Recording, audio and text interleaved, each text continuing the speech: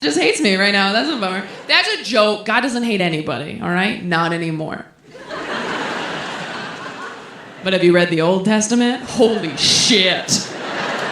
The Old Testament is my favorite Taylor Swift album. It is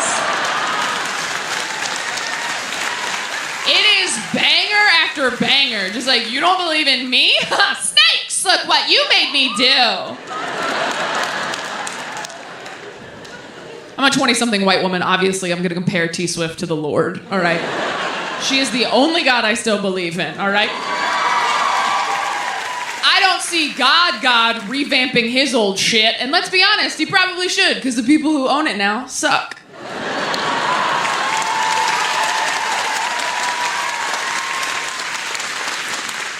It does grow you up very quickly, losing a parent that young. I mean, I saw a dead body when I was 8, which means I saw a dead body years before I saw a dick. And that is not the order this shit should go in, according to the American Girl Body Book. Although maybe it should be, because you know what's crazy? A dick, way more traumatizing than your dead mom. Oh my God, it's so much worse. I saw my mom, I was like, that lady used to make me snacks, now she's very still. I saw a dick for the first time, I was like, oh my God, who took Jabba the Hutt's eyes? You have done nothing for me. No, I didn't say Beetlejuice even one time. I haven't seen that many dicks, and I don't want to see any more. And it's nothing against men. I'm attracted to you for some reason. But I swear to God, every time you see a new dick, there's an adjustment period, isn't there? Just a real quick, like, and we're back in it. All right. I have stayed in relationships too long because I just wasn't ready to see a fresh one. I just couldn't wrap my head around it, literally or figuratively. I just didn't have it in me. Couldn't have it in me. And I don't care how many dicks you've seen. Every time you see a new dick, it feels like jumping into a cold pool. Just like, whoa, all right, let me just swim around, get used to this one.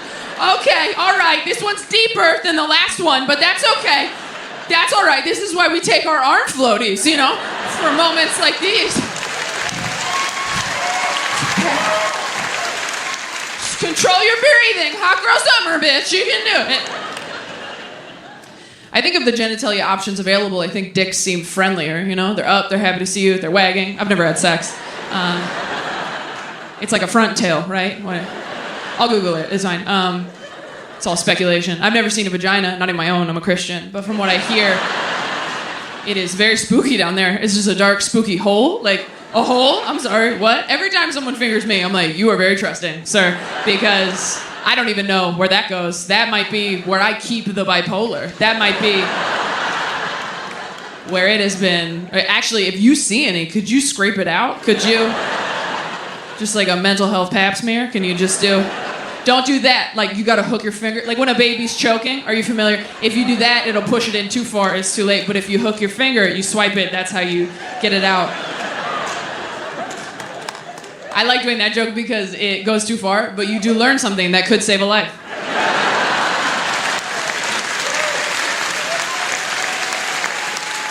I just love the idea of years from now, someone being like, if it weren't for that dick joke, my niece would not be here. If cool Christians love to let you know they're cool. They do. They love to, like, swear in front of you. They're like, look, I understand why you have doubts. I get it. I watch the news. Shit is fucked up. Then they look at you like they did a trick on a skateboard. I have an uncle who's a pastor, and he's a really cool guy. He's very humble, down to earth. He's not like one of these mega church douchebags who wears expensive sneakers and like writes a book with his face on it. Every time I see a pastor on a book tour, I'm like, hey man, weren't you already promoting a book? Like,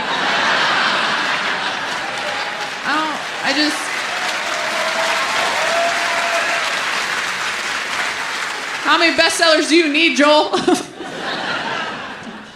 My uncle's really cool. He's the only person in my life who understands what I do. Fight of being single. I used to just jump from relationship to relationship to relationship because I was so scared that I was gonna die alone. And now that I'm older, I'm like, I'm not gonna die alone. I don't go hiking by myself, all right? Someone will be there when I die. A doctor, a murderer, someone will bear witness. But I've been single for the last year now, and it has been the most relaxing year of my entire life. It has been lovely, waking up every day going, oh, no one's gonna make me cry today but me. The peace, it's lovely. Here's the thing, Being single is not what sucks. Dating is what sucks. And you can opt out of that. Dating is what's shitty. The constant push and pull of hope and disappointment. Dating feels like being a stuffed animal in a claw machine. Like, oh my God, it's happening! No, it's not. Oh my God, here we go. Wow, can't believe I told people. That's embarrassing. And you're just moving me over to get to something else. I understand, I get that. And things change so quickly as you're getting older too. I had a friend, I didn't talk to her for a couple weeks. I called her to catch up. She goes, you'll never guess. I think I met my soulmate on Bumble. Gone, just like that. They're getting married this spring.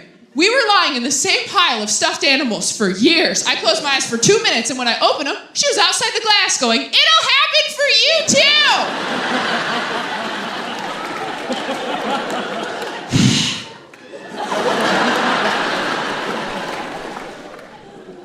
I love being the neutral friend who's not dating, because as you get closer to 30, breakups get more and more devastating. Half my friends are getting engaged, and the other half are going through the worst breakup of all time with the person they thought they were going to die with, which means half the phone calls I get are, I'm getting married, and the other half are, I'm getting old, and I'm like, I am getting Taco Bell. Who wants something? Taco Bell, good for every occasion.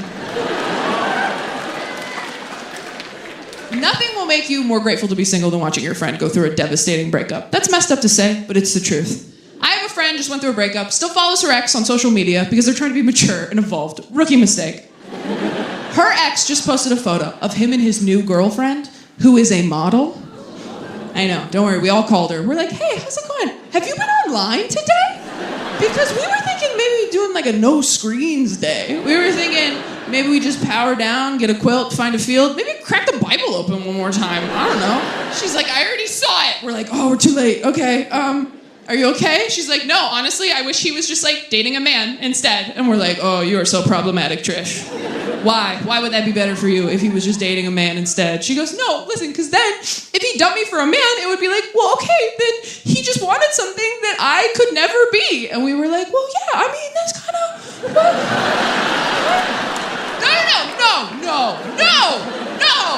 No, we think you're so pretty, babe, but like a model? Like that's kind of like a different, like look around, don't you think if you were a model, we'd all be models? But this isn't model squad, this is personality squad. Like this is a different team you're on. We have another friend who just got cheated on, which is crazy. You can't cheat anymore. It's not the 90s, you idiot. Your phone is tracking your every movement. You're going to get caught. You're gonna go out and buy your side chick flowers. Your wife's gonna get a text from Bank of America like, we noticed that Steve was being thoughtful? That just seemed like suspicious activity over here at BOA, because we know that POS. I think it's important to hang out. I do want to get married, but I think before you get married, you have to make sure that you're realistic, okay? About what love and relationships are and can be. Not cynical. Don't go too far. I mean, I made the mistake of babysitting after I broke off my engagement, and that is not the time to be caring for someone with hope. I was so nervous. I'm always nervous to babysit. I don't want to ruin her life, because, like, that's her parents' job. And so I just put on a Disney movie, and I hid in the kitchen, and I thought, we'll get through these 4 hours together. Halfway through the Disney movie, this little girl, she's 6 years old, she comes running up to me in the kitchen, and she goes, Taylor, what does being in love feel like? And it's tough, you know, because, like, how do you even begin to explain love to a child that young? How do you even begin to explain romance and courtship? You know, it's complicated. There's an app, and you gotta download it and swipe.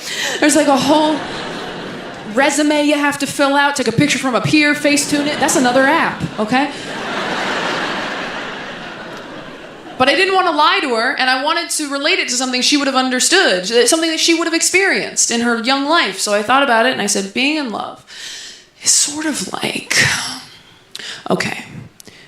Do you remember when you got lost at the grocery store? That was scary, right? But then do you remember how you felt when you finally found your mom? How safe and happy and relieved you were? And how you ran up to her and you grabbed her leg? And then you looked up and it wasn't your mom?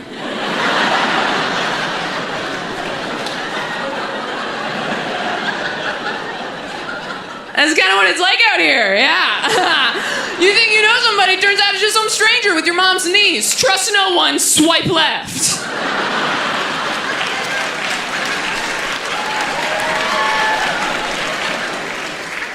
So that's not good. But you do need to be realistic. I have girlfriends that are terrible about this. A friend told me that she thinks the perfect relationship is one where you feel safe but not bored. I'm like, bitch, get an Xbox. That's not gonna happen. You have to think about what you want and what you need in a relationship. Because what you want is usually a fantasy, and what you need is what's gonna make you truly happy. Same friends, like, I want Channing Tatum. It's like, well, you need Seth Rogen, so make peace with it. I've been thinking a lot about what I want and need in a partner because I travel all the time. I have a weird job where I work at night. If I want to have a family, what I need is a stay-at-home dad. The problem is, I don't want someone who, like, plans to be a stay-at-home dad. You know, those guys who are like, I'd love to be a stay-at-home dad. You just like sit on the floor, smoke weed, eat crumbs. That guy sucks. That guy watches your water break and asks you for a ride to the hospital. The only upside to marrying that dude is he'll never leave the baby in a hot car because he doesn't have one. I need a guy with goals and drive and ambition, and I need him to give all that up to support mine. I need to find a winner and destroy him. I want to say, this is my husband. He used to do this. And I can feel some people pulling back like, oh, Taylor, he's going to resent you. I know. I'm kind of into that. I'm super into it. Because I've dated dudes that don't make as much money as me. Almost exclusively. What up? And one of them really hated it. It made him feel embarrassed and emasculated. And it was, oh, so hot. Oh, my God. I'm like, come here, baby girl. We'll role play. You can be the breadwinner tonight. How does that sound? Yeah, you go right back to making pancakes in the morning. Don't get cocky just because daddy lent you some pants. I have a savings account that makes me daddy. Then I dated a guy who was super fine with the situation. He's like, so you make more money than me. Who cares? Doesn't matter to me at all. And I was like, oh. Okay. And I don't need you to be upset always. I just want that edge in our relationship. Like, I need you to choke me in bed but kind of mean it a little. Like, I want that power struggle to keep it hot. Like, I want you to make those passive-aggressive comments at dinner parties and make all our friends drive home. Like, what was that? Are they okay? Sitting in that circle before dinner drinking wine, just like, so how are you, Bill? He's like, oh, you know, pretty good, pretty good. Hard to sleep with all these dead dreams under my pillow. Am I laughing? I've been practicing. Anyway. I'm just gonna get another beer. Honey, do you want anything? I mean, you've already taken everything from me. I'm doing finger guns because I can't shoot you for real. And I'm like, ooh, don't worry about him, everyone. You know how they are. Right before they get their allowance.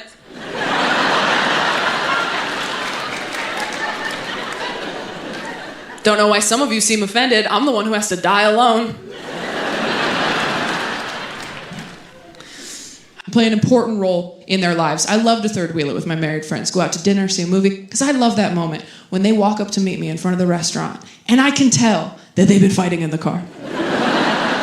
Married people think you hide it so well. You're just like, let's just table it till later. Let's just table it till later and have a nice evening. And then you come in real sweaty like, hey, it's good to see you. Glad we're finally doing this. Did they bring bread? They should have brought bread. The bread should have beat us here. Hey, can we get some bread, please? Can we get something to do with our hands other than attack each other, please? How are you? Tell us about you. Don't make me look at her. Don't make me look at her. And that's when you, as a single friend, get to tell your married friends all about dating nowadays. You get to tell them about the ghosting and the catfishing and the deep fake AI porn. And you know they get back in the car a few hours later like,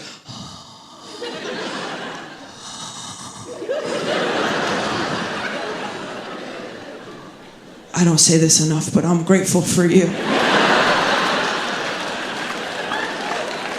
Hang out with your married friends. Go to their barbecue. I'd love to come. What can I bring? Ice, dessert, perspective. You want to know what the best part about being single is, though? The craziest thing that happened is my mom died of cancer. See? You almost forgot. And then my dad got remarried, and then our stepmom got cancer. She's fine. Don't worry. I wouldn't do that to you twice. That's God talking to my dad. And as soon as our stepmom got it, me and my siblings were like, holy shit. Is Dad giving people cancer? We thought he was a carcinogen. We were like, don't microwave anything for him. I think that's how he's doing it. If he had taken down a second one, we would have put a warning on his Christian Mingle account. Like bare minimum. Just like, hey, chemicals in here have been known to cause cancer. ride at your own risk. I feel like some people don't believe me that she's alive. She's completely fine, you guys. She's happy, healthy, great lady. We actually call my stepmom Mom because when my dad married her, nobody was using it. So we were like, yeah, be Mom. Who cares? Oh, I'm sorry. If your principal quit and you got a new principal, they wouldn't be like, this is Lisa. Like, let her be principal. There's an opening. Also, we were so young when it happened and my dad got remarried so fast. I think he was kind of hoping he could just like Indiana Jones, switch him out before anybody noticed. You know when you're a kid and your hamster dies and your parents don't want to explain death to you, so they just buy you a new one that looks the same and they're like, no, that's Connie. She just bites now. That's kind of what he did. But with moms. But I never used to talk about any of that. I never used to talk about my mom dying because I didn't want to make people uncomfortable. And also, like most of us with childhood trauma, should be pretty much everyone in here. If you're sitting here tonight going, I don't think I have any, I had great parents, I had a good childhood, and this comedy show, it's not that fun for me. Good.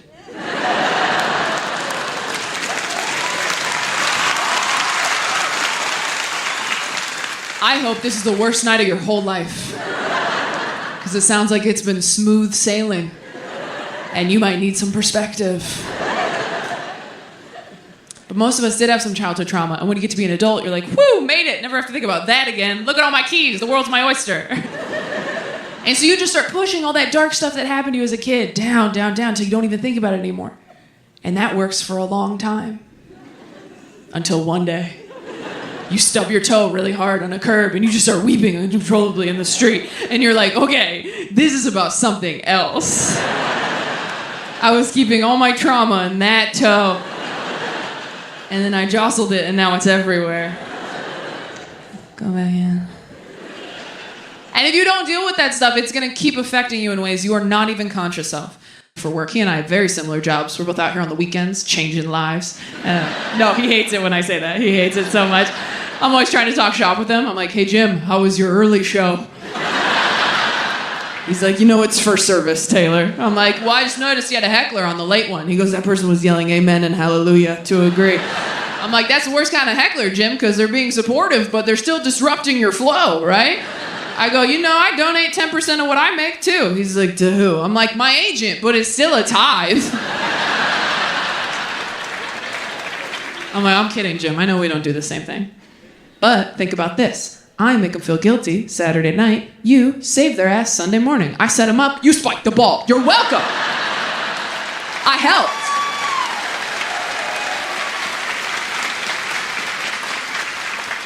But my Uncle Jim is like a great pastor. He's like very progressive. He gives really interesting sermons. We didn't have a cool pastor like my Uncle Jim growing up. I'm 25 and I don't want to party. I don't want to hook up and I guess I'm not ready to get married. So what is left for me to do? Judge people, exactly. So I was on Facebook this week just making sure my family's still racist. And that's a joke. I don't have to check. And I saw that a girl I went to high school with just got back from her honeymoon, and she posted that she's going to be taking a break from social media. Have you guys seen people do this? Yeah, these like heroes of the internet. Their big announcement, just, hear ye, I will be taking a break from social media, #brave. It's like, dude, nobody wanted to see a picture of your sandwich on Wednesday. No one's gonna miss it on Friday, all right? Also, why are you posting about the fact you're gonna stop posting soon? That's like toasting to the fact that you're gonna quit drinking in the morning. You're not off to a great start, sweetheart. But this girl made a whole video for Instagram, Facebook, all of them. She's like, hey guys, so as you probably heard, I just got married. And I'm gonna be taking a little bit of a break from social media just to focus on my new wifely duties. Wifely duty. I'm like, you can't blow your husband and share cat videos? You have 2 hands, multitask. Like, get an apron.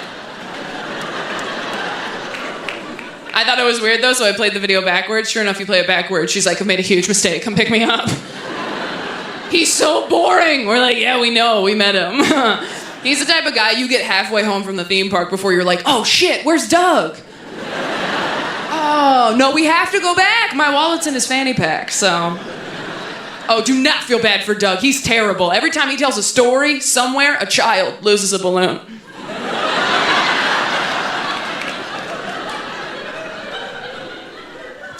I went to their wedding. I'm so glad I did. I learned a lot. If you're single, go to as many weddings as possible so you can walk around just like, okay, not this.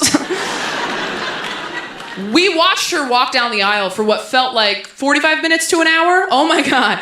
These 20-something brides are really milking that walk. Just like...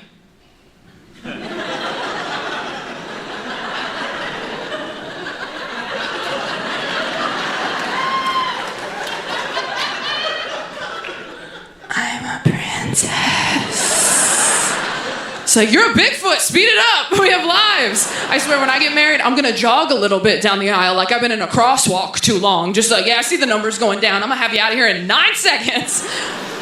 So she gets about halfway down, everybody's like, she's an angel, she's beautiful, she looked okay. And you ever go to a wedding like, huh, that's your best, interesting. So,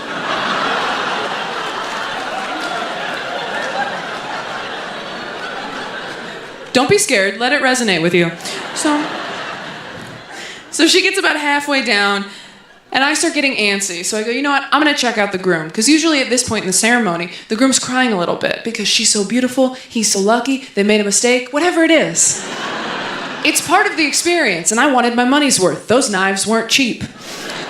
So I look towards the front, not expecting like a blubbering mess of a man, just like a light produce aisle mist, you know?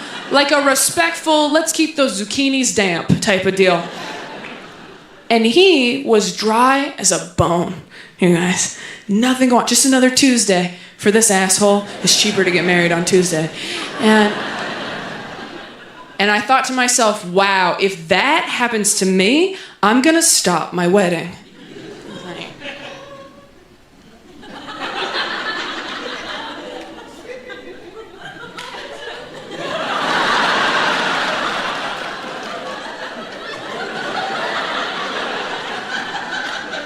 You know what? Cut the music. Just cut it real quick. Babe, come here. We're just gonna say miss him. Sidebar. So much fun. You need to get your shit together. I showed up. I have a spray tan. I'm wearing flavored underwear for you. Yeah, pot roast panties, just like your mom used to make, which is weird. That's a weird request, but I did it. Now we're gonna go back out. Don't look at them. Look at me. I'm your future.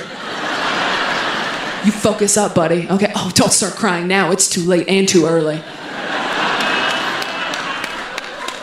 You save that up, because we're gonna go back out there and we're gonna get it right this time, aren't we? Yeah, we are. Because if you don't, I will make your life a living hell. Do you understand me? I could bake you cookies every day, or I can make you miserable forever. I don't give a shit either way. I just need a project, motherfucker.